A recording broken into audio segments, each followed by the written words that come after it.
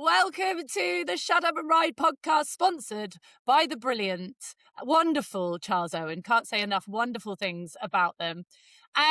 So we have a guest today, but I'm not going to introduce her just yet. I'm going to say hi to the wonderful, handsome Simon Grieve. How are you, Simon? I'm good. How are you? I'm actually, I'm not all right. I've got a bad back. You said about this. So, have you actually slipped a disc? No, he said it's partially. I don't know. It's like bulging. And so it's really bloody painful. So I'm sat, actually I can see myself sitting really crooked trying to save it, but it's at its most painful just standing up. I don't know if anyone's had this. It's the lower at the bottom. And actually moving and stuff is nowhere near as bad as just standing and doing like the dishes and like making kids pack lunches. It's crippling. It's like I can't stand up straight. So actually sitting, I will be in pain I am in pain, but I've taken some quite hefty painkillers. And what is it? I'm going to go there early doors. What is it about the stronger the painkiller, the less likely you are to ever do a poo again? Codeine's really bad for that. Oh my God. It's like you're getting punished for having no pain. Yeah. Well, there's always a comeback, isn't there? It's a bit like the weight loss jabs. I always think there must be something that is not right with them, because we've got to suffer somehow, haven't we? You know, you can't do it. Nothing is easy in life. I know. I feel like this podcast has taken an early turn. Oh yeah, well, we'll introduce you. All right. I was being really good and quiet and waiting something. for my introduction, and I'm like, oh gosh, do I speak yet? No, we'll introduce you. Right. So the only way to introduce this lovely lady, who I spent a ridiculous amount of time with in Thailand, is to sing "I like a pina colada" and doing Dance in the Rain. Because I got to know this lady over several, what was meant to be one, and I think it was 8 pina coladas later. In Thailand. She is brilliant fun. She is a asset to the world of eventing. She is going to be the first lady to do a 5-star course if I have my way about it. She is the wonderful Helen West. Welcome to the podcast. Thank you so much for having me. I'm very excited to be on your podcast. Welcome. Thank you, Simon. Thank you. You obviously... Well, I got to know you. I knew who you were more in your like very official roles when you were leading British eventing, and we've chatted at courses. But like I say, I got to know you in Thailand because we went on like some tourist trips. We went adventuring. It was awesome. We did. We did. And then sat on a beach and realised you were one of those people I could just chat to for hours, non-stop, gossiping. And the pina coladas flowed quite heavily. They did. But I'm guessing you two know each other in a work sense. Do you guys know each other? We know each other in a friend like... sense. We've known each other for many years. We've known each other for a very, very long time. Yeah, dance floor. First met Helen. A few moves. Yeah.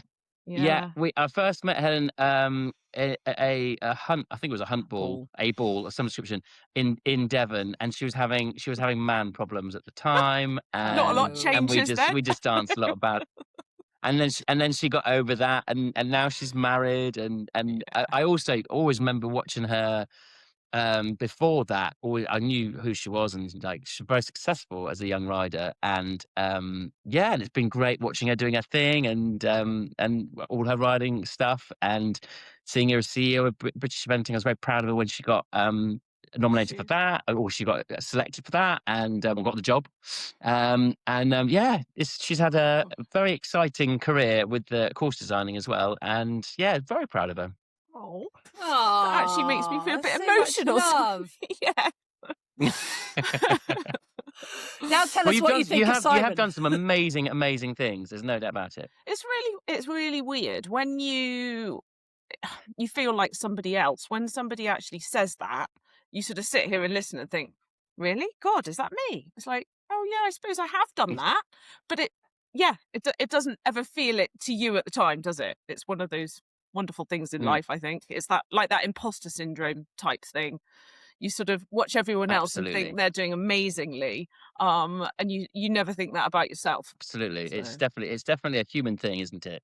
And we need to celebrate ourselves more, says me. Honestly, I mean, I look back and I think it's something also in our industry, because especially in the sport of eventing, because you know, you have the highs, you have the lows.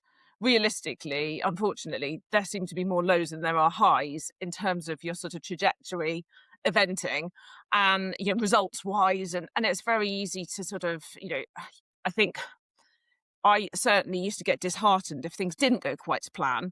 And, you know, now I look back and I think, oh my God, Helen, like, why did you worry so much? And I think it's a bit of a perfectionist streak in a lot of us. But actually, I sort of also wish I'd celebrated the highs more at the time, because you don't realize quite how special they are. And you sort of just move on to the next thing really Yeah. quickly. And actually, you need to really flipping shout, you know, not shout from the rooftops, but you need to celebrate those, because that's what we're doing it for. Definitely. I remember years and years and years ago, Belton event. I was doing the under 21 young rider open intermediate class, I think it was, and Matthew Wright was in it with what was that coloured horse? Yeah, Park Pilot, which Pilot, is an amazing little horse. really cool And horse. and I was in the lead after the dressage. Can you believe? And but I had one fence down show jumping. And so I dropped to second Yeah. behind Matthew, and because Matthew was really fast, so like he Yeah. went side of time. I went side of time as well. Amazingly, you wouldn't believe it, Jenny. What And was this? What is this? Some parallel universe where you invented? Yeah. Simon I had was his young speedy then. pants on. Uh, Yes. I finished second, and I lost the class because I had a show jump down, and I remember being so completely. Nothing else could stop me thinking about the fact that I had a fence down and how rubbish it was that I didn't win, and oh God, I've done so badly. And actually looking back on it, that's a massive achievement to have done that. Absolutely. Like to finish Yeah. second in that that class, but company. in that because it was a Yeah. really good class. They were really And, competitive but yes. classes. Yeah. Yeah, like, at the time I was like, oh God, I'm so rubbish. And now I look back and I was like, no, you really weren't rubbish. Come on, mate. Exactly. But do you think, Simon, obviously you're we're all in our 40s. This is definitely the 40s Club podcast. You're double clear at Burley last year. Do you think if you'd had that double clear on that horse in your 20s, you'd have enjoyed it as much? Do you think in your 40s and knowing, do you think it was still the same feeling? Do you think? No, I think it's a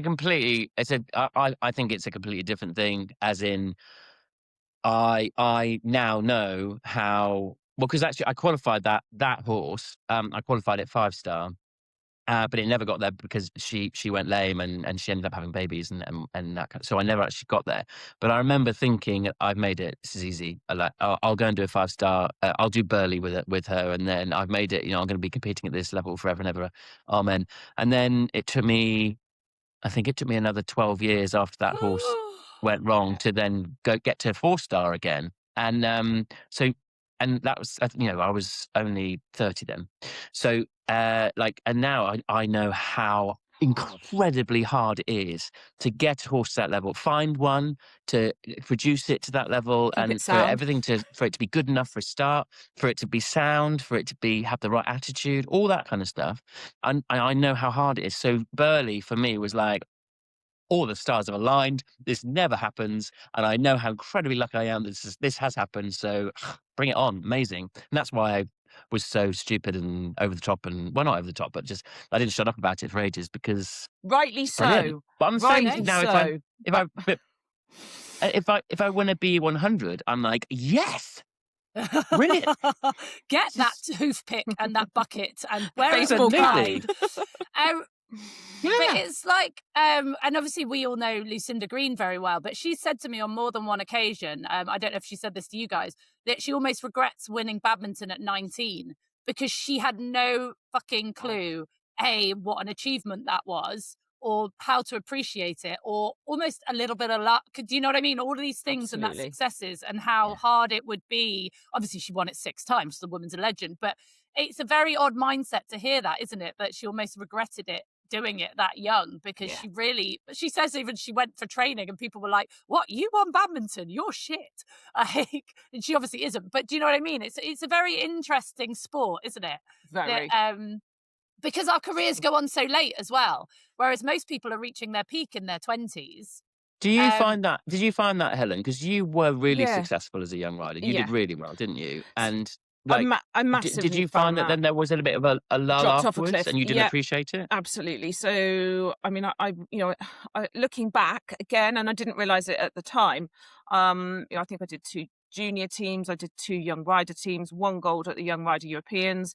It was same year as Piggy. We were on the gold medal winning team together in Varagum. And I won't say what Sorry, remind me what was that horse that was. called? Chaos, little grey horse, That was Chaos. it. Great Yeah, name. yeah, and absolutely. I mean, back then at the time, I'd done Blenheim, I'd done Bramham, because the Young Rider National Championships used to be at Bramham. And I remember, Okay. I actually had like It was hardcore. it It was was it was hardcore. hardcore, and, We had to go. We yeah, had to go before the seniors, yeah, like we in the did. 3-day event. And So it was they still long watched us do the. format. So we had to do, obviously, our roads and tracks and steeplechase. And, it was hardcore. And the seniors used to get to watch us and think, oh my God, what are they doing? And why are they riding it like that? And actually, then they stood a chance a bit later on in the day. But it was seriously hardcore. And I mean, and I had not, I come from a background of non-horse. Well, I say non-horsey parents. My dad has never sat on a horse in his life. Completely non-horsey. My mum had been horsey, but years and years and years before I ever came along, and it wasn't a thing in her life. So it was always a bit sort of, I'd rock up at these events, and my dad would drive me, and I'd walk the course with my dad. And I remember as we sort of went up the levels, and we got to sort of like Bramham and Blenheim, and then I mean, who does their first 5-star at Burley? I mean, that just shows you how little sort of I knew and the network around me at the time. But I remember Dad walking with me and saying, you don't have to do it if you don't want to. And I was like, that's great. Thanks for that. Oh, bless him. Brilliant advice. Thank you. But Let's not hire your father as a public speaker. no. But no, you're right. It's like, at the time, I'd set myself these goals, and, I was going to be at badminton by the time I was, I don't know, 19 or whatever that looked like. And and guess what? It didn't happen. And actually, I went from having a degree of, support around me with that junior and young rider program. And it was the very, very sort of beginning of the inception of like world class. To then just, once I was out of young riders, I just fell off a bit of a cliff, to be perfectly honest. I was still based in Devon, a little bit out of it. And it was flipping tough. And I rode for a lot of different owners, had to make it pay, bought my first house when I was 21, had a mortgage, had all this other, had to ride what I was given because I needed to pay the bills. And looking back, I sort of cringe because I think, crikey, some of the horses that I was jumping around intermediates on, like, with the greatest respect, probably would have been better suited to going around a 90 or 100. But I was scared to say to the owners, because I was worried they'd give the horse to someone else, and I needed that income coming in. And that, again, I'd say to any sort of younger rider now sort of coming into it, please, please, please, think of yourself. And it's easy to say, Yeah. because at the time, but I definitely fell into that category. And I look now, and I think with like with the inception of the FEI, the World Under 25 Championships that we're seeing this year at Mill Street, and then at Cornbury next year, that sort of initiative, brilliant, because I was definitely one of those. Brilliant. Because yours is not a story that is No, is on unfamiliar. its own. No. Like, I think everybody has it. Yeah, exactly. Yeah. How do you, sorry, this is just a left field question, but as a young person who has that pressure with owners, the ones who don't come with ready-made horses and have to take rides,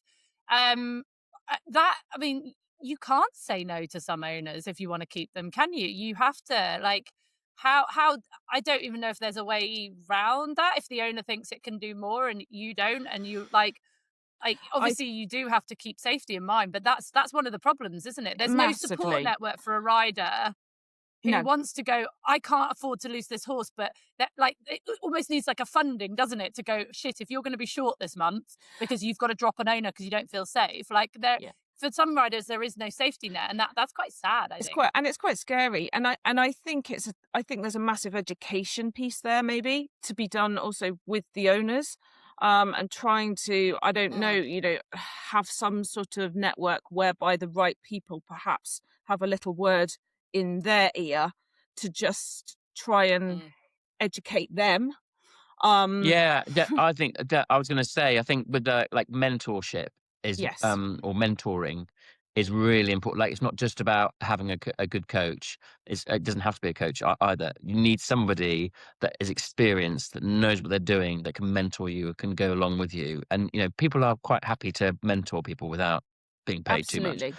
or being paid. Yeah, And if you can have somebody on your team, yeah, on your side, who's looking out for you, and if they think, okay, that horse is actually not really top notch, or it's not what it should be, and then yeah. A you've little got word somebody here. in your corner Yeah. to help you discuss that with the owner and say, look, maybe this Mm, horse actually isn't quite got what you think it's got. Because yeah. a young person saying that to an owner, they're like, well, you don't know what you're talking about. Of course I do. And more often than not, they do know what they're talking Some of these about. riders are so talented, aren't they? And that's why maybe the owner might be misled, because they make the horse look really Better good. than it Because is. some of these Yeah, youngsters, yeah, they're Mm. so Yeah, that happens quite talented. a lot. it does. Yeah. It does. And I could imagine you two doing that quite tactfully, as it were, because you Yeah, guys I'd like to are two think of the so. goodies at eventing. Do Yeah. you know what I mean? Yeah. Like, I can imagine you could be quite tactful with an owner if needed to be, Yes, I would and have help out a said so. youngster. Yeah. But to be honest, I'm now at the age though where if I thought something was dangerous, I You would say say. so now Yeah. for someone else, probably not myself. Absolutely. Maybe. Yeah. Absolutely. Yeah. So- and actually, it's So really so it just goes to interesting. show, like, Yeah. I'm 44 years old and I could do with a mentor myself, and Yes. I'm being serious. Yeah. No. 100%. I can see that.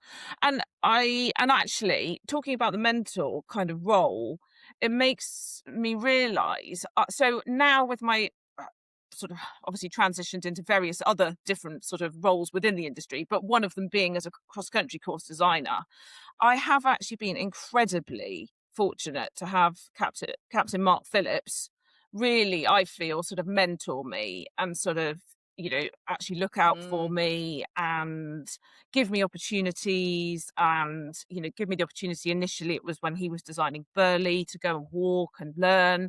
And more recently, sort of with the European Championships at Blenheim, I was assistant course designer there. And even, when I'm designing sort of, obviously in my own right, Mark will quite often come, and if I want him to walk a track with me or just come and give me his thoughts or sense check, and that is so vital. And actually, I look back now at my mm, riding career and think, crikey, if I'd had that then, how much that would have helped me. Um, and I think that is yeah. a Yeah. really key thing, actually. It is that I'd never sort of, oh, that light bulb hadn't really come on until you said about the mentor role. So, yeah. Mm. How, But okay. it's Oh, true. It sorry, is true. Simon. No, no, no. Um, I was just agreeing. so Helen West, Mm. course designer extraordinaire. How did you go from riding at that level to going, do you know what? I want to design courses. Like, how do you even get to that transition? Okay. Because let's face it, it's quite a male dominated industry. The Yes. designing of courses, not No, no. a little testosterone heavy, Yes. and it is in the show jumping world as well. It is. It's not just Yeah. eventing. Yeah. It's all incredibly intimidating, I can imagine. It can be at times. There is yet to be a woman design a 5-star. That, I mean, obviously we had Bixton, and we'll get to that during COVID. But Mm. one of the top 5-stars, I don't think a woman's designed No. it, and I know that is that a goal of yours to design Absolutely. to do a Yeah, 5-star track? absolutely. It certainly is, Jenny. Yeah, definitely. But yeah, I guess so there was a sort of stage in between me going from my sort of riding career to the designing. And actually it sort of follows on quite nicely from the sort of conversation about riding for owners, etc. And I had a real sort of crossroads moment where I was probably, well, no, I wasn't probably. I was in my mid 30s, and I had had a nasty fall at home with a young horse. And then I had a really nasty rotational fall actually at Hambledon, at the Coffin there. And on that horse that day, I remember thinking to myself in the start box, I don't want to be going intermediate on this horse. And it was the first time I'd ever thought to myself anything negative in the start box before I set off cross country. And I was very lucky. I was fine. The horse was absolutely fine, and he walked away from it. But it was a nasty one, and I was very battered and bruised, sore. But I got in the lorry, long trip back to Devon, and I thought to myself, I don't ever want to put myself in that position again. And I got home, and actually, ironically, my mum, who was obviously alive then, had the Horse and Hound open on the breakfast bar, and she'd circled jobs. She'd circled Clinton Devon Estates were looking for somebody to come in to manage at Bicton. And Mum had circled that, and she sort of put my cup of tea down the next morning and said, right, here you go. I think you should apply for this. And I was like, what? Mum, I've never organised anything in my life, She was like, yes, you organised my 70th birthday party, and we had 100 and whatever people. You can organise things. That's brilliant. Okay, Mum. Okay, fine. So anyway. Oh my God, what a legend. Yeah. So I did, because I thought, actually, do you know what?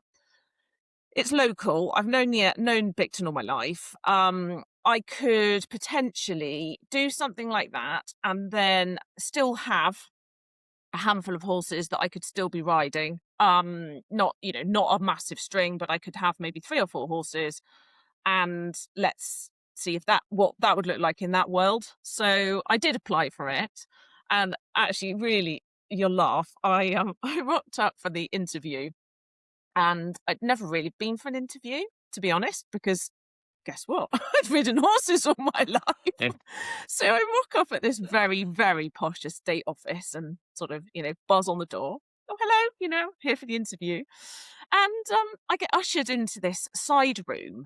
And I didn't realise this was the first part of like the interview. And I get ushered in, and The pre-interview. Absolutely. Literally, honestly, you wait, it gets better.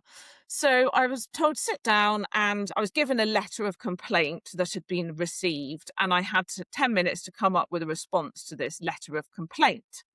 So I remember this because it was about the toilets being left in a disgusting estate, and I've always remembered that. It's kind of stayed with me. So anyway, I wrote this response saying how terribly sorry I was that the cleaning company had most of the staff were off with norovirus or whatever it was, and really it was no excuse, but please accept a complimentary voucher for the use of the arena and blah blah blah. So 10 minutes goes, then they come and collect me out of this room, and then I get ushered into the boardroom. And talking about male dominance, Jenny, okay, they pull back the boardroom doors, and I've got 6 men in tweed sat on the other side of a vast boardroom table, and I sit the other side, and I'm like, oh my God, what is this? Like, what am I? Talk about intimidating. Yeah. So I had like Lord Clinton's son Charles, who is now the Lord Clinton, John Varley, estate director, the then head of forestry, the finance director. I just had this sea of men on the other side of the table, and they grilled me for about an hour. And I came out and thought, oh my God, like I don't know if this is for me. So anyway, off I went, and fine. And then they get in contact a couple of days later. Oh yes, really like you. We'd like to come. We would like you to come back for another interview. We'd like you to put together a presentation for a 5-year business plan for Bicton Arena. So I have to come up with a 5-year business plan, and then do the first ever PowerPoint presentation I think I'd ever done in my life, and stand up in front of all these men in tweed. Oh my God, again. I bet you wished for Chat GTP I tell you back what, then. Chat GPT, honestly. So I went through that, and then, then I get another call back to say, oh, we'd like you to come in to do some psychometric testing. And I'm like, hang on a minute, can I just check? I'm not going for a job in like MI5 or MI6 here. Like, this is to... Yeah. So I had to go in and have like 3 lots of psychometric testing. Then I get a phone call to say, we'd like you to have a telephone consultation with an independent consultant. And I'm like, man, this is so anyway, eventually I get offered the job. At that point, I didn't know that I actually wanted to do the job, to be honest, because I thought, geez, what is this job? Yeah. So actually going in and starting the job, I was like, whoa. And I got into course design purely because I went into Bicton, looked at why it was losing money, you know, very crudely, what can I do to increase income and reduce costs? One of the big costs was, at the time, they used to pay them, and I'm by no means am I saying the Willis brothers are expensive, but they had the Willis brothers come in and design and build every cross-country course that happened at Bicton. So from like your pony club, your hunter trial, and I was just like, man, this is bonkers. Like, I've ridden to 5-star level. I'm sure I could probably go and put some cross-country fences out and save quite a chunk of money. And that is how I got into it. And it was really interesting because it kind of, as I sort of scaled back the riding career, because the first couple of years I was there, I did still keep competing. And I remember one of the first events I organised at Bicton, I was riding as well and designing. And it was like, man, this is a bit bonkers. So I did for about a couple of years, and then I sort of scaled back the riding. I was going to say, I bet that was a struggle doing that. It nearly killed me. It nearly killed me. And I remember thinking to myself, like, optically as well, should I be riding a track I've designed? That, you know, in a competitive environment, that's a bit weird. And actually, you know, it's interesting. The FEI, you can't do that now, so you can't compete around a track you've designed. But nationally, BE, you still could. So, you know, it's an interesting one.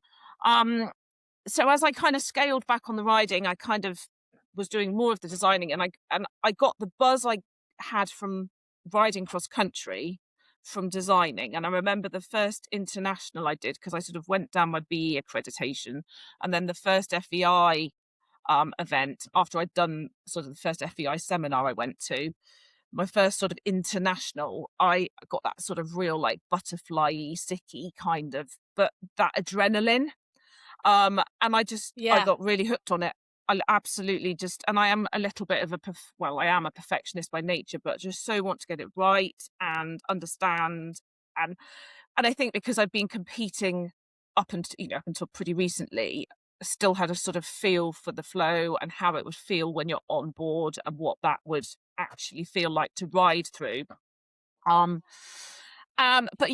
in a nutshell, that's how I sort of got into that. And then it got a little bit tricky because I started getting asked to design at other venues. And of course, it was really, you know, ultimately I was working for the estate full time for Bicton. And actually, you know, I'm forever grateful to the estate because they were so massively supportive in that part of my kind of journey. And actually, they could have turned around and said, no, you're not going off doing it anywhere else. And actually, they were really supportive. They were like, well, no, within reason, like as long as you're doing your job. But they enabled that. And it kind of built up from there, really. But that's how I sort of got into it in the first instance. I just want to go back to what you were saying there about when you were riding, it helped you to, you know, to design it because you had an idea of flow and, you know, being a rider, kind of, it's fresh in your mind. Do you think that it has a negative impact that you don't ride as much now? Because you don't go cross country anymore, do you? No, it's really interesting. So it's a real double-edged sword. So I now could never go back. I mean, I'm too old, but I could never go back to riding at top level because I see it now through completely different eyes, and I know too much. So I wouldn't want to, and I wouldn't want to, is the honest truth. I think it helps. It doesn't. I don't think it matters that I'm not currently sort of galloping cross country at like intermediate and advanced level, because Well, no, because like Mark Phillips is a prime example, classic example of that, isn't he? Absolutely. You know, he's designed some of the most Fantastic. fantastic courses, Absolutely. and when he's not ridden for For years. years. It's that understanding of how horses travel, the dynamics of how they move, how they read fences. It's watching so many horses and their reactions and how, you know, different material, like, for example, brush, like how much it influences how much further out from the fence they will land. There's it, it absolutely helps to have ridden to a good level, but I don't think you need to be doing that concurrently with the designing, because I think the designing knowledge sort of almost overtakes. You get to a point where what you've learnt from your designing, the riding sets you up in really good stead for it, but actually the sort of designing knowledge takes over. And I think it kind of needs to, because there's so much stuff that I see through my design eyes now that I wouldn't have wanted to see through my riding eyes, if that makes Mhm. sense. Yeah. Oh, I have so many questions because I think so many, because obviously I've ridden evented, but also Yeah. I've worked at the top events in the world, and there is such a huge difference between the two. Oh, we've lost Simon. Are you still there, Simon? Sorry, I pressed the wrong button. That's okay. So I'm going to start at the top level, and then I'm Yeah. going to ask questions for the people listening, because a lot of the people listening, like, what is it, 73% of British eventing members don't compete above 100, or No. some statistic like that. Absolutely. And It a is. huge number of them, like 80, something like, I think they've just put out stats, like 86% of their members are women, but yet so much of the top end of the sport Is and male. course designers is dominated by Yes. men. I was It's coming on to male. that. Yeah, It's yeah. just oh my God, so much to dissect. But when you're building a track where the likes of the Mr. Grieve come and jump, or Mr. Greaves, as he's known in the yard, or the likes of, I don't know, Andrew Nicholson, I think would be terrifying Oh God, to don't. design a track for. Yeah. Or, yeah, how much do riders intimidate you, influence you? How much can you change? Like that, just that dynamic. Because Yeah. I just remember a story very quickly about Mark Todd. I can't remember the course. It's so long ago. And apparently there was a fence on the course where the ground line was rocks, like big stony bits. There was a ground line, and I can't remember if they were fake or real. And loads of people were making this big hoo-ha about these rocks had to be moved. And they were all standing around this jump, and Toddy came along as he was walking the course. He was like, what's going on? He'd already walked it a couple of times. And they were like, Toddy, don't you think this bit of the fence should be moved? And he was like, I hadn't even noticed it. Just like, because he was so concentrated, he knew it was a galloping fence. Do you know what I mean? Yeah. It's just so Yeah. interesting, like how Yeah. a rider might be windy about a fence Yeah. and then put up And a stick. and it's very Yeah, how specific. do you deal with the top riders? Totally. And it's basically? very specific through the ears, or through the ears of the horse they're sat on that day. So it might not even be something that they but on that horse on that day. And as a rider, that's how you walk the track. You know, that is 100% how you walk the track. As a designer, you're designing through hundreds of different horses and riders' ears. You know, it's a very different beast. But I think certainly it's something I've had to become more resilient about, I would say, because I do give a shit and I do care deeply, and I care because I want it to be a good experience for the horse. I don't care. Oh, it's not to say I don't care what the riders think. It's not that at all.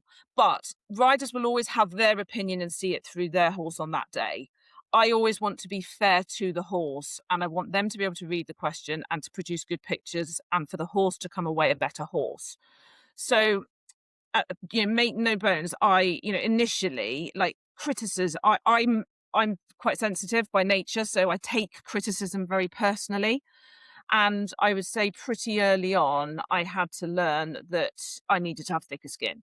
I have to say, having done the BE job, I have now got thicker skin, and that has probably helped me with my design now, because I have learned to be a bit more robust and resilient, because actually it's a tough gig, and you feel massive, massive responsibility. Like the weight of the world is on your shoulders, and you've got all these horses and riders jumping around a course that you've put out and you deem is fit for purpose, and you want to have done the best possible job that you can. And there is an element of, it's really interesting, and you talk about like the sort of gender thing with this, and I would say I can see why, if you look at a lot of the designers, they would be of a slightly arrogant ilk. And I mean that in the best possible light, because you have to be very confident and sure in what you're doing, and you have to be able to stand there when people question it or criticize, you have to be able to be sure, secure in your own Oh God, yeah, skin. we had that last year at Bicton when there was a meeting, wasn't there? That's Was it right. last year or the year Yeah, it was before? I can't remember. last year, about the distance on the two And star. a Yeah. lot of the riders were like, Oh, it's the too course long. is too Yeah, long. that's right. And I was like, And I was like, yeah.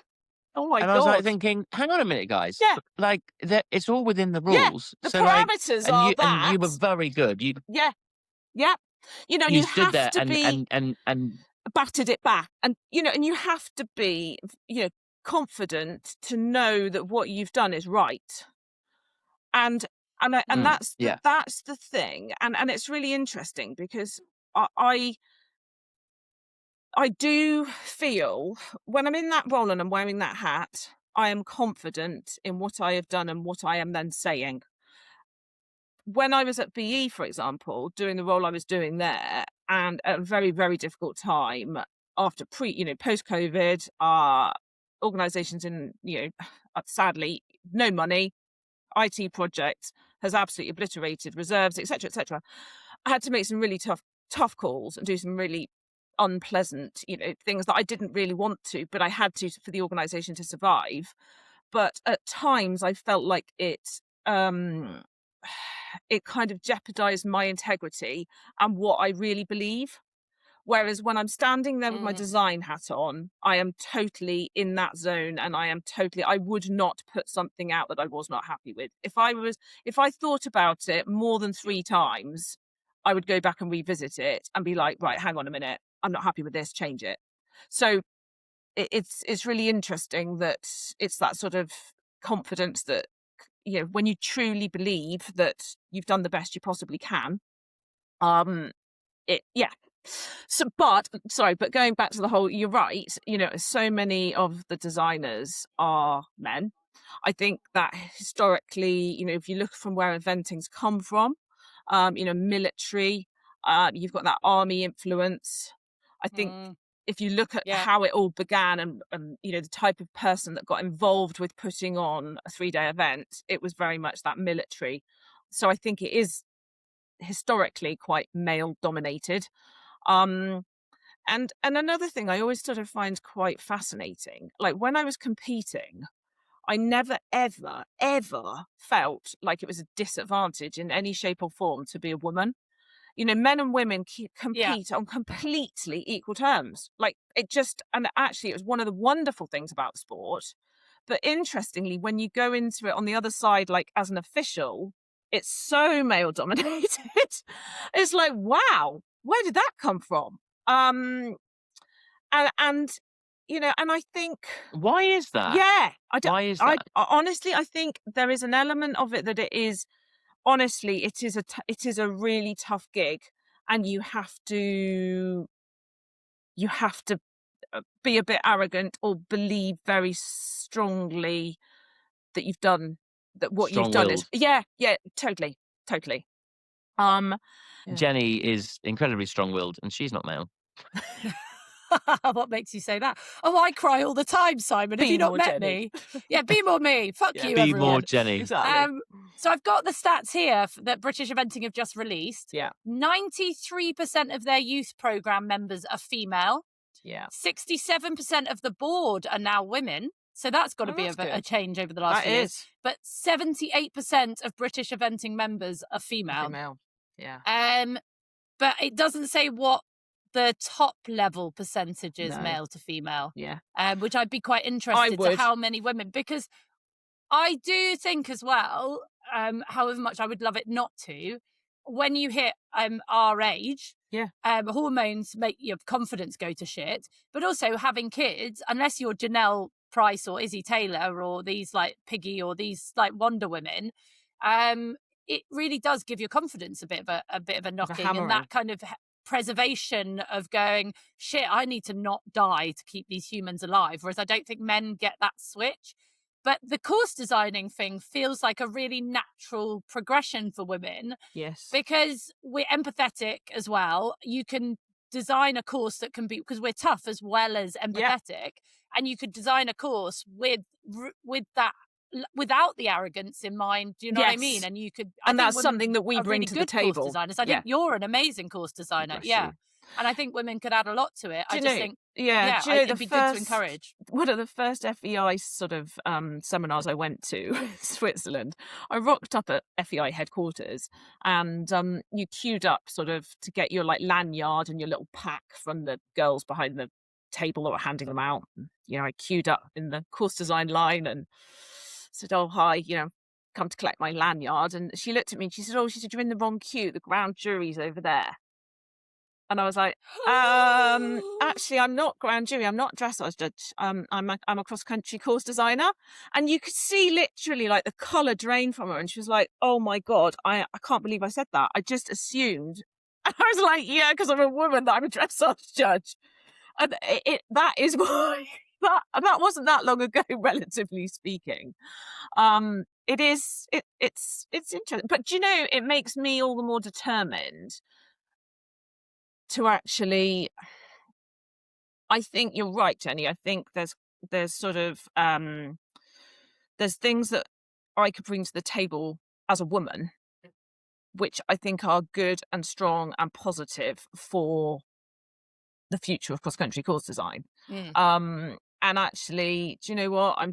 It makes me even more determined to champion that, rather than sort of feeling like, oh God, Yeah. actually, do you know what? Because I could have easily sort of turned into a wilting flower and be like, oh no. So do you know what? I rode to Precinct George dressage. Do you know what? I'll go and be a dressage judge. It's like, hell no. That just makes me even more determined. Because if you think, you know, if anyone, if there's a bit of a no in there or a bit of a roadblock, I'm like, no, I'm going to show them. Like, I'm getting in there. So I think actually it makes me more determined to. I love that. You will not be bullied. No, Nope. God damn it. Nope. Nope. And then obviously you took an inhale of breath when I said the word Andrew Nicholson then. Don't worry, lots of people do. I love Andrew. Yes. But I have to say, my goodness, if Andrew said you'd done a good interview, it was like a gold star. I tell you, because he would certainly tell you if you didn't have a good interview. Yep. Do you have riders you're like, oh shit, what are they going to say? Yeah. Can you say? Would they take it in good heart? So there's Simon Grieve. I've heard he's a right prick. Oh, he's so demanding. He's so demanding. Massive. To be fair, like I said, I think I kind of learnt from the get-go that I couldn't start listening to every individual rider's kind of gripes or, you know, their personal. You have to, and to be honest, it's the same in anything. It's the same with the course design. I would have like 2 or 3 people that I highly, highly, highly respect. And if I went to any of them and they said, "No, you've got that wrong, Helen. Like, you've got that wrong," I would be like, "Whoa, okay, fine. Okay, change it. It's wrong." If they said, "No, it's absolutely fine, Helen. I think you're right. And I think, you know, they'll read that, they'll come around, but whatever," I would be confident that it's fine. And funnily enough, Andrew Nicholson comes into that category, because I know when I sort of first started designing, I did, and Andrew was still riding. I would put my brave pants on and go up afterwards and say, "Oh, how did it ride, Andrew? You know, any feedback's really welcome." And he was brilliant. He was really constructive. Interestingly, I remember when I first, during COVID, obviously I was still at Bicton working for the estate with my organiser's hat on, and we put our name in the hats. And we ran the Bramham replacement, and then we ran the Burley replacement. And I remember, if you think with hindsight, they had, because of COVID, they had not had a spring campaign at all. They hadn't run. We then ran the Bramham date in June, and Andrew had walked the forum, was like, "You've overcooked it. There's too much top here. Blah blah blah. It's too strong." I Yeah, remember this. yeah, I remember this very well. yeah. And I was absolutely mortified because he would be one of those that I had on a pedestal and still do, but that I really And he would. didn't hold back No, either. he didn't. No, he didn't. He really didn't. And I remember taking it very personally, and genuinely really upset about it because I put my absolute all into this. And and interestingly, it wasn't actually when I spoke to him afterwards, and I was like, actually, was there anything that you would have changed before they went? Is there anything you thought was dangerous? No, absolutely not. It was more that he felt with the terrain of Bicton and the accumulation of fences with quite a bit of top on, it would potentially tire the horses at that stage, especially as they hadn't run in the spring. And having sort of talked to him afterwards and analysed it and what have you, it was great. It was really constructive. But the way he came at me at the time, I was just like, whoa, like really. And it was interesting because I was genuinely really upset, really mortified. In fact, I remember, Si, you were there. But Eric was TDing one of the classes with Eric Winter and someone else. Can we just, for the non-initiated into the eventing world, TD is technical director, Technical delegate. Delegate, sorry. Yes. Delegate, So yes. So that's like so nationally, under British Eventing, we have a TA, which is technical advisor, and internationally, FEI, it's a technical delegate. But they basically come and walk the track, assess the track, make sure they're happy with it, and pass it as sort of, obviously fit for the competition. And then they are there to oversee the sport for the entirety of the event. And I was chatting, afterwards, and Eric said to me, "God," he said, "that was nothing. You escaped that really lightly." And I was like, "Oh man." Okay. So he was like, "You need to stop being so precious." And I was like, okay. So that was again one of those moments where I was like, yes, I've got to become more resilient. I need to have thicker skin. Okay. But I don't want to sort of well, I never enjoy bringing this up, but we had, as everyone will know, we had a fatality at Bicton in 2024. So, absolutely horrifically, Georgie Campbell lost her life in a rotational fall. And, that was obviously my first experience of that actually, sadly, not my first experience in that with my organising hat on, because we actually had a fatality at Bicton prior to that with somebody who was using one of the arenas for show jumping hire. And I'd had to deal with that. And that was somebody I knew very well. But obviously with my course design hat on, that it puts a totally different perspective and like, whoa, I literally was like, I remember being sat down at the fence with Jesse, and Jesse, bless him, he was like, "Oh my God, Helen, how am I ever going to be able to ride another horse?" And I was literally sat there and I was like, how am I ever going to be able to design another cross country course? I can't. Like, it just pulled the very, very floor out from underneath you. And one of the first people to ring me was Andrew Nicholson. And he rang me I can't remember if it was that night or the next night. But he was one of the very first people to. So he rang me and he said, "All right?" And I was like, not great. He was like, "Helen, you did nothing wrong. There was nothing wrong with that fence. We've all jumped it hundreds of times. The distance was spot on." He said, "Do not doubt yourself. It's shit. Sometimes you have to accept shit things happen and you can't, there's no rationale to it." And I said to him, "Yeah, but I'm looking for a reason. And was it this? And was it that? And should I have this?" And he was like, "Stop. Just stop."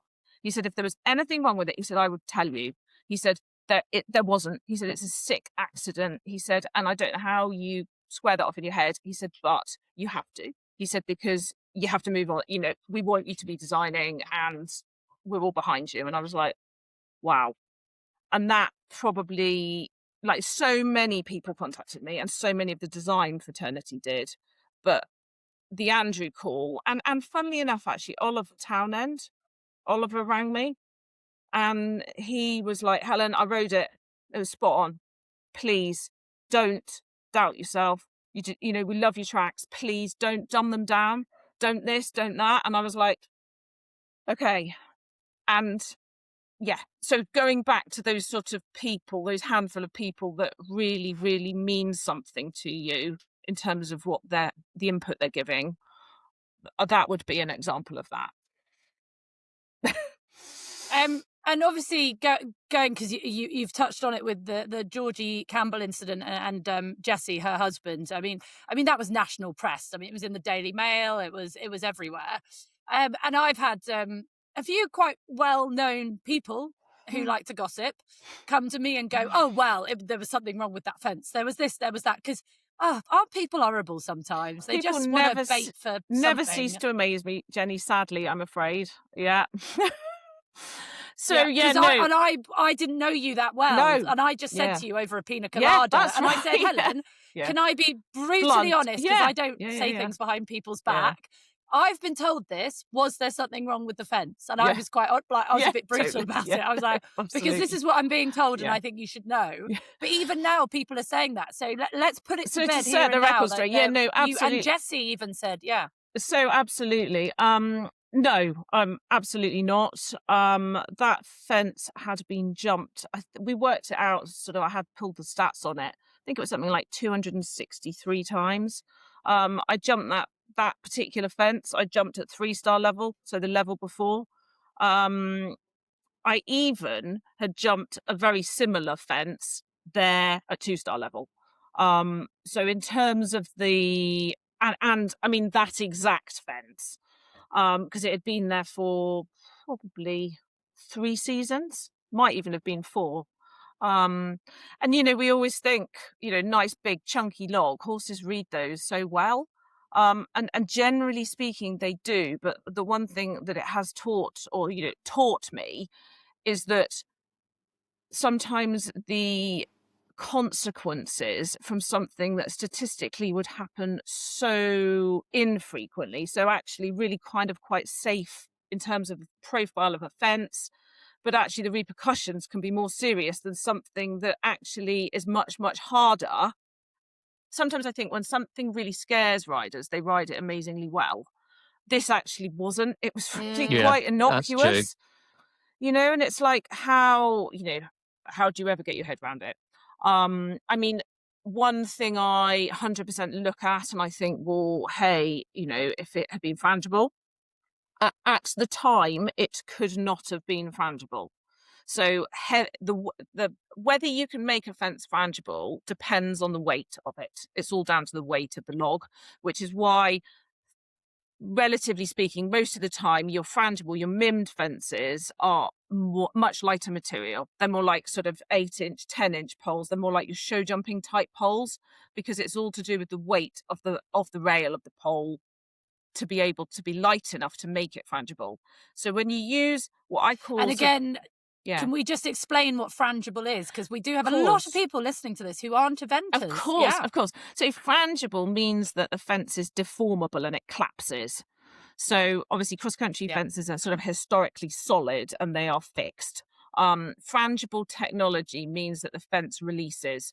So it might not fall completely to the ground, but it hinges and it releases. So it reduces the height of the fence, rather than your traditional fence, which obviously stays in place. So that particular fence at the time, I could not have made frangible. The only 2 frangible technologies we have at the minute are the British Eventing reverse pin and the MIM clip, which is a Swedish Mats has designed. And a lot of fences you will see now have got either a red or yellow MIM clip on them.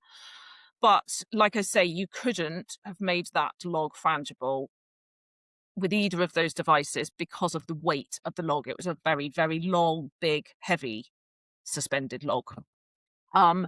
With the advancements in the technology and what we're sort of seen in more recent years, and I'm sure 100% that will have been a catalyst to try and speed up, obviously, how we can make that type of fence frangible.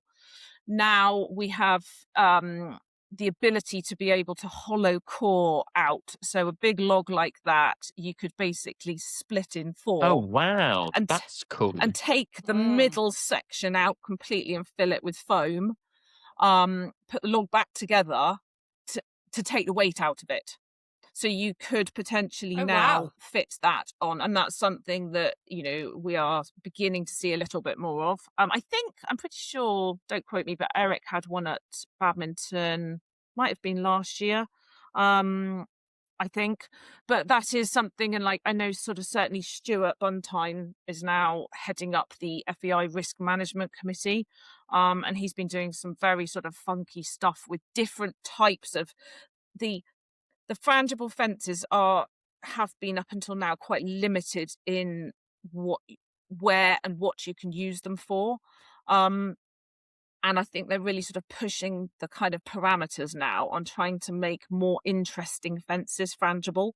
So that you don't see, like, the last thing, Si, you would want is sort of, you know, going out cross country and every fence looking like a show jump with narrow timber and looking the same.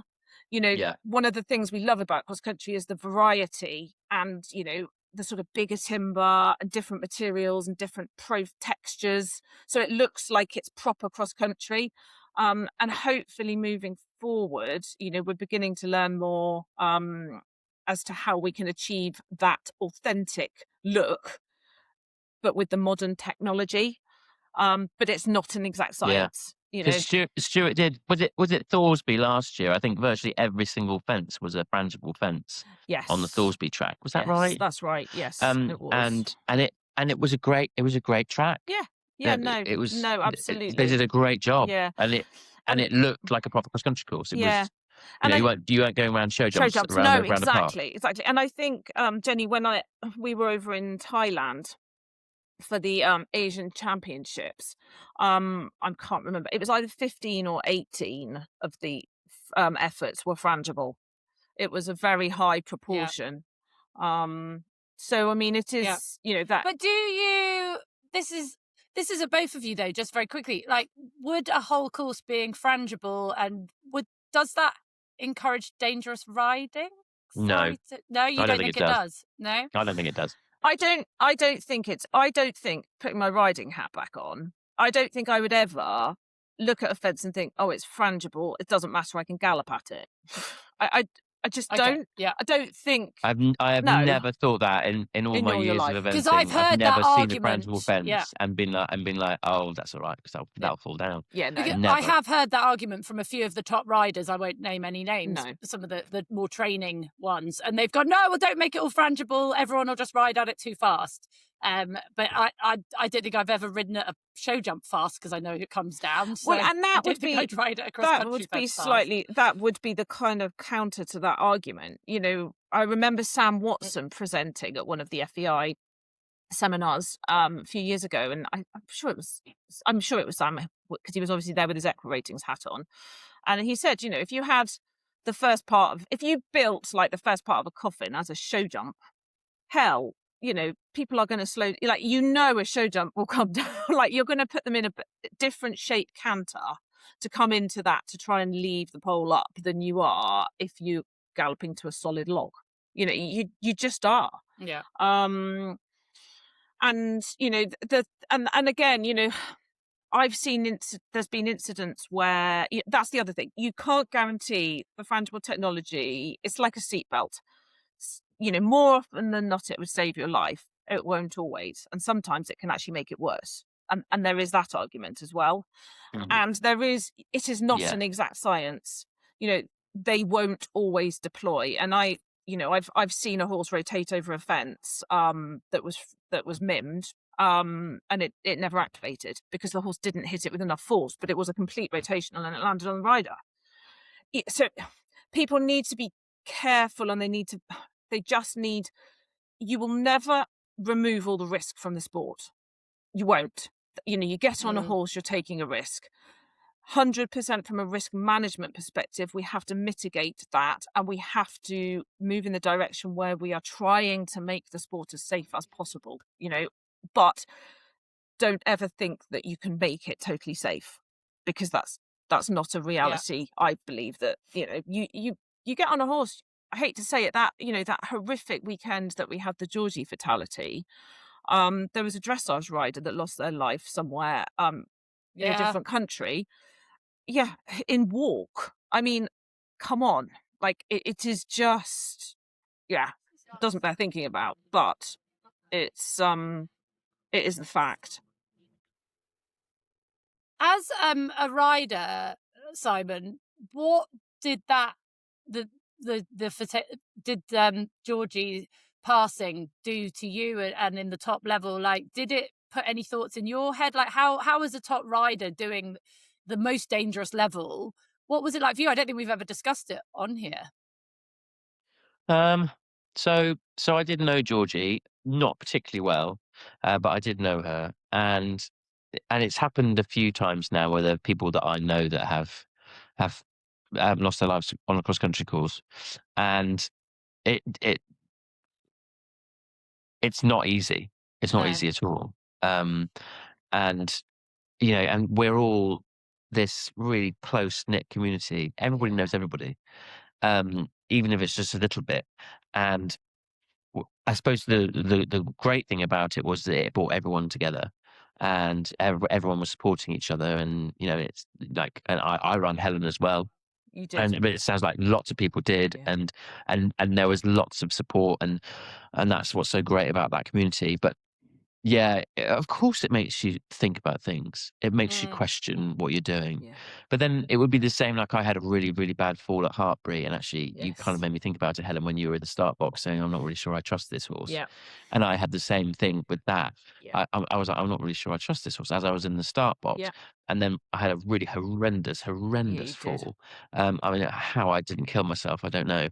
And but it just sits you up and makes you kind of think about things. And yeah, so it hasn't really answered the question properly, has it? But it's not an easy thing, and you know, we all know that there's a serious risk what we're doing.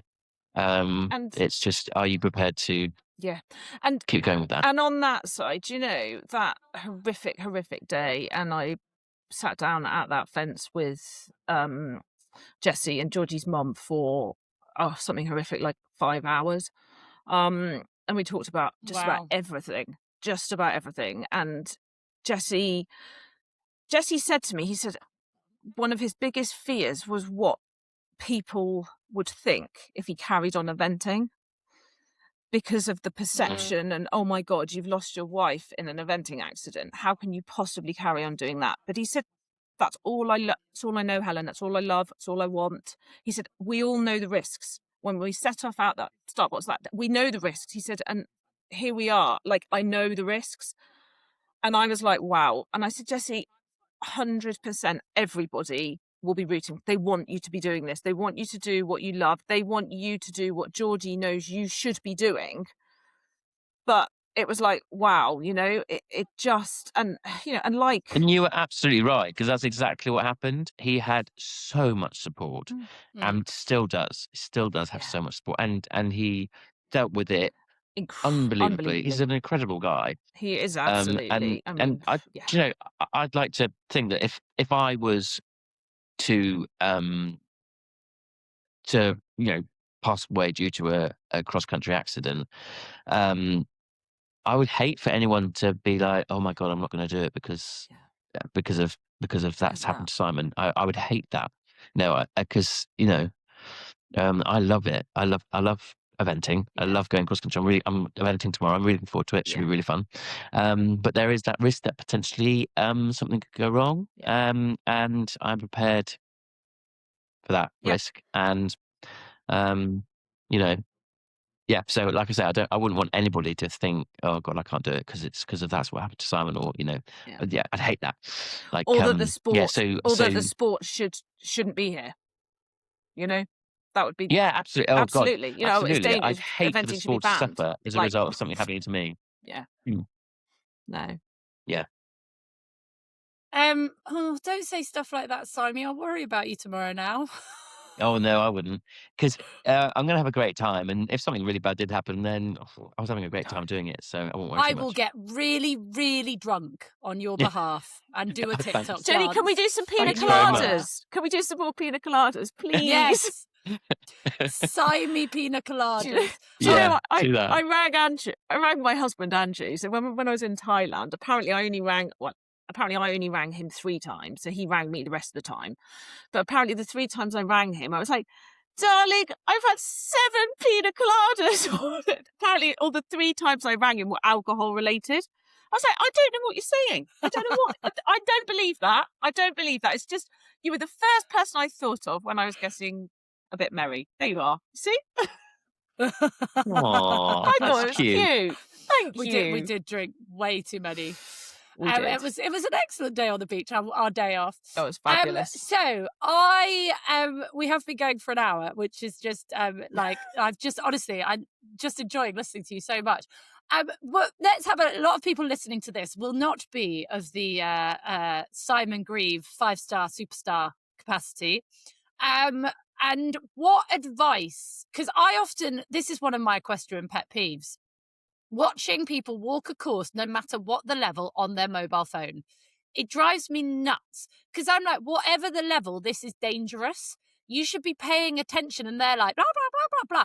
Because, okay, this is me going on a bit of a rant now. Because you take a lot of time to lay those fences in a way that is helping the horse. Yep. There is a tree that you have to Yes. cant around that is put there. You're not Deliberately. going past that tree for no reason. Yeah. They have put the fence round that tree, especially at the lower levels, Yeah. to set you up for Yeah. that fence. And you're there going, all right, Kathy, should we go out tonight and have some wine? Or all right, Susan, what should we buy that horse for? You should be looking at the tree and how far away it is from the jump, because at any level, accidents can happen. Yeah. Or you've set something slightly, there's a bit of a hill there that you're going to help the horse 90% of the time, but might make the fence, which looks really easy, make it the difference between 100 and a novice. Oh, that's a small fence. Well, have you read the ground? Because actually, Yeah, that's why that exactly. fence is in a novice. Yeah. So that is my pet peeve. Or they're calling their bloody dog that's fucked off and is chasing a cow across the field, Jenny, and not worst pet peeve. Okay, and I promise you this is real. Yeah. People actually turn up and don't walk the cross country course. They just look on the cross country app. I've had people come to Bicton and they're like, oh, well, we know Bicton. We've been here before. We've just looked at the app and you're going this way round. And I've looked at the course. How? How can you go and ride cross country around a course that your horse has not seen when you haven't walked the terrain and walked the fences yourself? Like, I find that mind blowing. That gives me a flashback to years and years and years ago when I was at Purston Manor Horse Trials, which hasn't happened for a long time now, I don't think, has it? You're Or a few years. You're aging yourself, Sam. Yeah, and I was and Mark Todd was going down to the start of the novice cross country course, and I was coming back, and I don't know whether maybe he was joking on, but he said, is it the same as last year? Yeah. And I was like, He probably wasn't, Si, but that was Mark Todd. I mean, I'm not talking about Mark Todd. pretty much the same as last year, yeah. And he was like, oh, because I haven't walked it. I don't need to walk it, do I? Yeah, I'll be all right. Don't. But it's Mark Todd. Exactly. He could go around badminton He with could one go around with a stirrup. blindfold. Yeah. Yeah, without the horse and still beat all. The other thing I would say is, and I don't know if you think this, Si, but this is something I again learned with benefit of hindsight. The first time you walk the track is 100% the most important, just in terms of initial reactions, etc., etc. I look back and I think the number of times I walked it and I knew your gut instinct, trust your gut instinct. I knew at the time what was right for me and my horse and how I read it and what I would do. But then I made the fatal mistake of listening to other people and chip, chip, chip and all this and all that. Ooh, yes. And oh my God, like, and it fried my brain because I was like, oh, I hadn't thought of that. And oh gosh. And there's a really fine balance, because I'm not saying that you don't listen to anything else that anyone else might say or input, but you have to really pay attention to your gut instinct and what you know your horse. You're the only one that really knows your horse. Don't get swayed too far from what you think initially. 100%. I remember being at Burley one year, and I was second out on the cross country, Ooh. and it was kind of like, I think it was one of the best up to that point. It was kind of the best I'd been at a big event, because I had no. Because before, when I'd watched everyone else. I'm like, oh my There god, you are. they put 5 strides in That's there, it. and they did this there. They went on that angle there. Oh, maybe should I be doing that? And whereas with this, there was none of that. I had to just, Go I with could it. discuss it, Go but I with was it. just going to go and do it. And the horse went clear and was amazing. And I had a great time. And then I came back and I remember being interviewed, and I had other riders asking me about. They were like, "Oh, so how many strides did you put here?" And I'd be like, "Oh, well, I Dunno. put 6, but you probably want to go 4, to be honest." But it worked for us. I love it. I love it. I love Yeah, you're definitely not an if in doubt, leave it out. Yeah, it. Nothing exactly. wrong with adding, Si. Nothing wrong with adding. Yeah. Do you know, actually, I design a little bit in the States now, and it's really interesting. Just like culture, like the culture is so different. And one of the events I do at the 4-star level, I had, I don't know, one of the last event I did there, there was a country mile in between. I think it was like a mim opsa to a mim corner, and then there was this triple brush. And I'm going to say off the top of my head, it was like 5 or 6 and then 4 or 5. And I watched them walk and walk and walk and walk and walk and walk and walk. And it wasn't like I tied them onto a completely straight line. Like you could put in a little bit of a bend. Like you can make it what you want. And a couple of the riders came like, do you mind just asking you a question? And I was like, no, sure, fire away. How many strides is that? And I said, whatever you want it to be. Or I said something like that, or I've no idea, or something a bit flippant. And they looked at me like, oh my All right, God, Julia this Roberts. crazy British woman has come over and she doesn't know what. And I said, I'm sorry. I said, I don't mean it facetiously. I just mean it depends on so many factors. I said, it depends what pace you're traveling over the first oxer. It depends whether you put in a little bit more of a bend. It depends on this. It depends on that. Like, it depends if you're Simon having a wave to the crowd as he goes past. But and that's where I think we have to be so careful, because you can get too prescriptive, and actually being able to react and trust, and the distance will be there, and actually crikey, you could land, the horse could peck. You've got to be able to react to what happens and what you feel. And actually, you can have a plan A, of course you can, but then, like you say, so you come back and you're like, well, I think when I walked out, I was planning to do 4, but actually I ended up doing 6, but it worked really well for me and my horse. Great. That's cross-country riding. Yeah. Like, that is the whole point. That's what it's about. It's about, anyway, I will stop doing my Lucinda Green. That's a Lucinda Green, soapbox moment. But I remember doing a film with Francis Whittington around badminton, and he was saying, and he was a great cross country rider, still is a great cross country rider, but he was saying, I don't have an A and a B. I often don't walk the distances because I have to be able to react, and that's what if you get too prescriptive and you're like, you can't then help your horse get out of trouble. Absolutely. If you're like, well, I don't know what to do if it's not a 4 strides or a 6 strides or whatever, you've got to react and go on gut. And a lot of the top show jumpers are very similar. I speak to Daniel Coyle, who is an incredible Irish rider, and he's just like, Jenny, I was like, what striding do you do down through that related distance, especially when they're like 8 to 10 or 12 and people are walking those lines? He's like, Jenny, I have no bloody idea. I ride off feel. And I'm like, some people don't have that ability to ride off feel, and they need to be prescriptive and counting. But some of these show jumpers are very like that. They go, it's 8, but I'm only saying it's 8 because that's what everyone's saying. I actually won't count it. I'll just feel it. I'm like, that is pretty amazing. That is very nice. Especially when you're coming to every single stride. When you're cantering down to 160, yeah. Yeah, fuck that. Yeah. So you are Bicton. When is it? When can people come to Bicton? And Simon, are you going to Bicton? I am. Right answer, Simon. Right answer. So, no, do you know, I'm really, really excited. I'm really excited for this. So, the May International is the No, it's the 28th to the 31st of May. So it's the last weekend of May. Yeah, I know. And actually it is during half term. So, and we've got the Nations Cup. So we've got the Great Britain leg of the FEI Nations Cup. So that's very cool. So the 4-star short, 3-star long, 2-star long. We have the Young Rider National Championships. They're at the 3-star level. Wow. And then we've got the juniors at 2-star level. And we've got the ponies as well for the first time.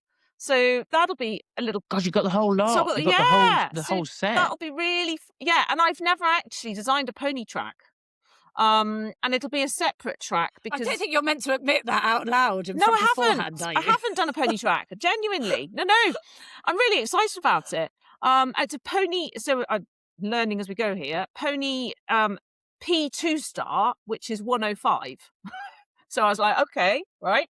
But actually, again, Great. with Bicton's sort of terrain, actually you can make, 105 look it'll look big enough. And it's shaping up to be a great spectacle. And we've got lots of other, like we have the Knights of Middle England, they come and do their stunt riding and their, what's the word? Oh, goodness me. Oh, jousting. Thank you. The jousting and the stunt riding. It's really exciting. Like really, really, really cool. I was like, whoa, when I first saw them, I was, blown away by that. And the Shetland Pony Grand National. And it's such a fabulous place to go to, Bicton. special. It's beautiful, and it's actually worth, like, because, and I didn't realize that you're having literally every single level, aren't you? Which is great. And like, as in the ponies, Yeah. the Jarkowise juniors, Yeah. 2-star, 3-star, 4-star. That's amazing. Yeah. And lots of other stuff going on. It's a beautiful place to go to. It's a great place to have a walk around, go and watch. You can see the best in the world there, and it's literally 10 minutes from the beach. So it'd be worth going for a short weekend, a little mini break. If you're not riding, go and watch. It's a brilliant event. We want It's it really to be cool. fun for everyone. I also used to find as well, watching you go around badminton, Simon, or Burley or anything like that. It's just like, it's so untouchable and unrelatable, but it's a spectacle. Whereas I think so many people miss a trick at watching the top riders ride at a lower level, because you can learn from it. Yes. You can really learn from watching these riders. I used to watch them. You actually learn more. Yeah. To us. You learn so much more. I learn all watching you go round a 5-star. I'm like, I don't know how you do it. It's terrifying. You're a god. But when I watch you go round a 2-star, I'm like, oh, okay. That's how he rode that corner. Yeah, that's the line. That's the canter. Even watching riders, I remember watching, it might have been Bicton actually, Chris Burton coming down a hill at Bicton. Yes. In a light seat, didn't move. The jump just got in his way. Yes. Then I watched about 5 other people of lesser ability coming down it, hauling the horse's back teeth out, sitting down the hill. Yeah. And I was like, that's how you ride that fence. Just watching him ride down a hill was so impressive. So I just think, like, you can just learn so much from going to an event that isn't a 5-star. Thank you so much for coming on. You're so It's welcome. been so lovely chatting to you. What is your advice as a course designer for anyone riding at maybe like the lower levels, that the 90s, the 100s, the novice? What's the biggest takeaway they can get from a course designer? Ooh. So, oh, crikey. God. That's where, to be honest, Jenny, it's really tricky because... I've got one. Okay. Oh, go on. So, like, just from our conversation today, so, like, we need to trust our course designers that they are doing the right stuff. Like, Helen's been talking about how she's got a backup team, as in her mates that also course design, or her colleagues that also course design, mentors, etc. So, like, she hasn't just put these fences out on a whim and thinking, oh, I'll hope that'll be all right. No. It's been so scientifically done, like, and anything, any concern or any worry, they all work together, and they all, which to me, that's actually given me quite a lot of confidence myself. Honestly, so the hours and hours that you obsess about it, like, it's totally disproportionate, to be honest. But, like, genuinely, I can imagine. you've gone through every sort of what if scenario, this, blah, blah, blah, this type of horse, this approach. And like I say, you know, if you have a concern, or certainly if I have a concern about something, I think about it more than twice. If I think about something 3 times, I'm like, go and revisit it, change it. Not happy with it. There's an awful lot of layers and process that go into it. And then you've had, you know, your TD or your TA, they've come and walked, you know, FEI, grand jury. There's so many pairs of eyes. You know, very often now, I think at the top level, like Mark Phillips would go and walk a lot of, you know, the sort of 4-star tracks in this country. There's been so many people look and conversations that have gone before you set out the start box on that day. So trust in the process. And Trust the process. trust the process. Exactly. And in terms of advice, trust the relationship you have with your horse. Doesn't matter what level you're at, but you've got to that point. You know your horse better than anyone. You have that special bond with them. Look after them and they will look after you. And when you're walking the track, if you sort of think to yourself, why on earth is this here or why on earth is that there? You know, just pause for a second, because there probably is a reason for it. You know, like you alluded to, Jenny, with the sort of Christmas trees, especially, or not even necessarily a Christmas tree. It could be a tree in the park. But we haven't just randomly plonked them there. You know, they are there. Or if you think something, well, that's in the way. Well, why is it in the way? Because the designer is obviously not intending for you to go where that tree is. So what's that telling you? Yeah. But also remember, you're there to enjoy it. You're there to enjoy it. You're there to have fun. Exactly. Have fun. That's what we're there for. Don't ever lose sight of that. I go and watch some of Simon's recent videos with you whooping as you're doing your cross-country schooling, and you can just see Buster's ears are forwards and he's having so much fun, and that's Simon's having fun. I did, because you know me, Simon, I'm a bit of a swiper.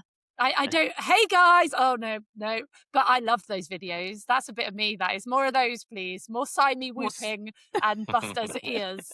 I never get bored of that horse's ears. Like, no, they're amazing. I'm really looking forward to it. He's having his first run tomorrow. Oh, and I'm so really looking forward to it. Should be really fun. Yeah. Yes, good luck. Enjoy Certainly it. will. Right. Enjoy. Tradition on this podcast is to ask our guests what's annoyed them this week. Do you have anything that has irritated you, got your back up? It is a time to vent your anger at the world, Helen West. It doesn't have to be a question.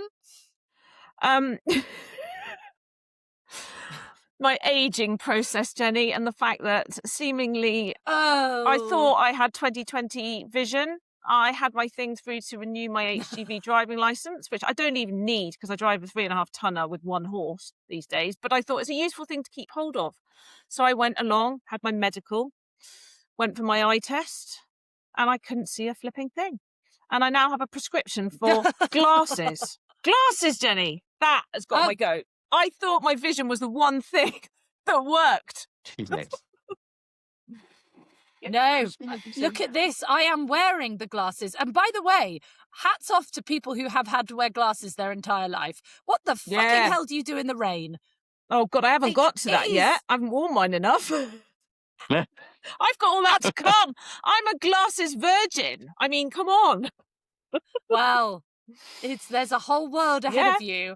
And yes, I have a newfound respect for glasses wearers, I can tell you. Yeah, I open the oven, the steam comes out. I can't see a bloody thing. No one tells you these things. Well, luckily I only need mine for distance, so hopefully there won't be any cooking or anything like that involved. Which is good as you're a course designer. Well, it Distance is. Distance is good. Yes. Everyone who has entered for Bicton is breathing a sigh of relief. It's all right. I've got glasses now, guys. You'll be fine. Simon, what's annoyed you this week? Well, I was talking about HGVs. On the way here, it took us about 4 hours to get here, and I'm driving along in my truck, and I'm going up a hill, or hill-ish, and I start to get to a car that's in front of me with a very annoying person in it, and they're going a little bit slower than I am. So I pull out to overtake, and then as I'm overtaking them, they start to speed up. Oh, totally feel that. And then so then I slow back down again, and then I go behind them again, and then they slow down. Drives me insane. Road rage. Road rage. It happens quite a lot. It happens a lot more often than you would think it would Yeah. with truck driving. Yeah. Oh God. Do you get the Yeah. road rage? Do you beep? Are you a horn beeper? Oh yeah, no, I horned this one. Oh, did you? Yeah, well, because I love my horn. I love a horn. And as you know, Jenny, and mine's really loud and really big. So yeah, so I make use of it. Brilliant. Oh my God, that is amazing. Simon has got the horn. Well, yes, we know I this have. to be true. Right, I don't have a what's annoyed me this week. I have a what's made me happy this week. Oh wow, God, this is a turn up for the books. I know, isn't Are you it? sure? I know, because I am a miserable bint. Helen secretly knew that this might be happening because I did tell her. We are going, it has been announced, to be live by the lake at Badminton Horse Trials this year. What happened? How exciting. How exciting. And that is very exciting. It is very exciting. Pinch yourself. It is, isn't it? Because, I mean, let's face it, badminton is the mecca, isn't it? Yeah. It is. Yeah. I mean, and it's not just that. We're by the lake with the house in the background. Like, it's amazing. When they approached us, I thought they'd be putting us in the camping field on grassroots night. But no, on the Thursday when there's late night shopping, we're going to be hosted by Ramsbury, and they are like in charge of the tent, and they're going to be supporting us. And then apparently we're going to make some cocktails for everyone afterwards. Oh, that sounds. I'm there. I'm there. Pina colada. Yes. So yes, please come. Please come, because I'm really worried no one's going to turn up. And it'll just be me, Simon and Ben with some microphones. Yeah, but we'll have a really lovely time anyway. We would, because we are besties. So please come to the Thursday by the lake at Badminton at 5:30.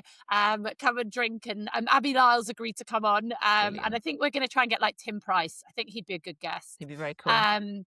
But it's very exciting news. So nothing can annoy me because we are badminton bound, which is words I never thought I would say on this podcast. Amazing. We're not allowed to swear, though, we have been told. No swearing. We have to be on our best behaviour. Jenny. Yes. I'm sorry, you're the one who's just said that they've got the horn. That's not swearing.